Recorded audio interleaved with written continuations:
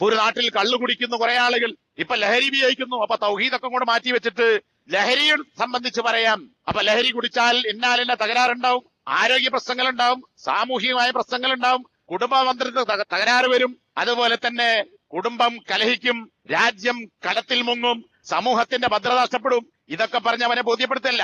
എന്താണ്, എന്ത് തിന്മ ലോകത്തുണ്ടായാലും ശരി, ദഅവത്ത് തുടങ്ങേണ്ടത് തൗഹീദിൽ നിന്നാണ്.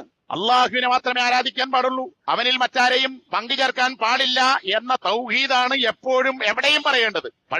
മുൻകഴിഞ്ഞു പോയ അളവിലും തൂക്കത്തിലും കൃത്രിമം കാണിച്ച ശുഐബ് നബിയുടെ കാലഘട്ടത്തിൽ അളവിലും തൂക്കത്തിലും കൃത്രിമം കാണിക്കുന്നതിനെ കുറിച്ച് പറയുന്നതിന് മുമ്പ് അള്ളാഹുവിനെ മാത്രമേ ആരാധിക്കാൻ പാടുള്ളൂ എന്നാണ് ജനങ്ങളെ പഠിപ്പിച്ചത്. സ്വവർഗരതിയിൽ ഏർപ്പെട്ട ലൂത്ത് നബിയുടെ ജനതയിലേക്ക് നിയോഗിക്കപ്പെട്ട ലൂത്ത് നബി സ്വവർഗരതിയെക്കെതിരിലല്ല പ്രസംഗിച്ചത്, അത് പറഞ്ഞിട്ടുണ്ട്.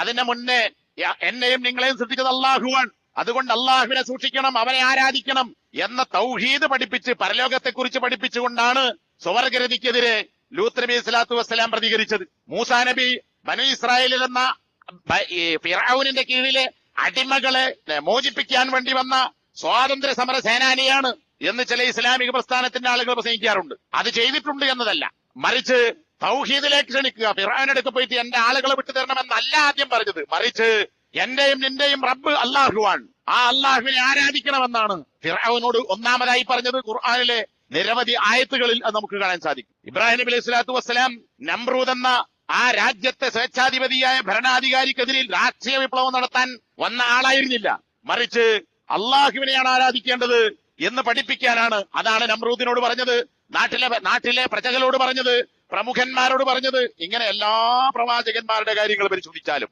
അവിടെയൊക്കെ പ്രബോധനം ദഅവത്ത് തൗഹീദിൽ നിന്ന് തുടങ്ങുക, എന്നിട്ട് ആ തൗഹീദ് അംഗീകരിച്ച മുആദ് നബി നൽകിയ നിർദ്ദേശത്തിൽ നിന്ന് കാണാം, അള്ളാഹുവിലേക്ക് ക്ഷണിക്കുക, അത് അംഗീകരിച്ചാൽ നമസ്കരിക്കാൻ കൽപ്പിക്കുക, അത് അംഗീകരിച്ചാൽ സക്കാത്ത് കൊടുക്കാൻ കൽപ്പിക്കുക. കണ്ടോ, ഇസ്ലാമിന്റെ ആ വിശ്വാസ അനുഷ്ഠാന കാര്യങ്ങൾ ക്രമമായി പഠിപ്പിച്ചുകൊണ്ട് നബി സല്ലല്ലാഹു അലൈഹി വസല്ലം ആ ക്രമം തന്നെ പഠിപ്പിച്ചു കൊടുത്തു. അപ്പോ പ്രബോധനത്തിന്റെ മുൻഗണനാ ക്രമം എന്ന് പറയുന്ന അതിൽ നമുക്ക് യാതൊരു തന്ത്രവും ഉപയോഗിക്കാനില്ല. അതെങ്ങനെയാകണമെന്നത് അതിന്റെ ക്രമം അള്ളാഹു സുബ്ഹാനഹു വ തആല പ്രവാചകന്മാർക്ക് പഠിപ്പിച്ചു കൊടുത്തിട്ടുണ്ട്. അപ്പൊ പിന്നെ ഒരു തന്ത്രവുമില്ല, അള്ളാഹു പഠിപ്പിച്ച കാര്യങ്ങൾ നേർക്കുനേരെ പച്ചയായി ജനങ്ങൾക്ക് എത്തിച്ചു കൊടുക്കുക എന്നതാണ് ഉദു ഇലാ സബീലി റബ്ബിക ബിൽ ഹിക്മ എന്ന് പറഞ്ഞത്. അപ്പോ ഹിക്മത്ത് എന്ന് പറഞ്ഞാൽ അത് തന്ത്രപരമായി നടത്തുന്ന ദഅവത്ത് എന്നൊക്കെ ചില ആളുകൾ പറയും.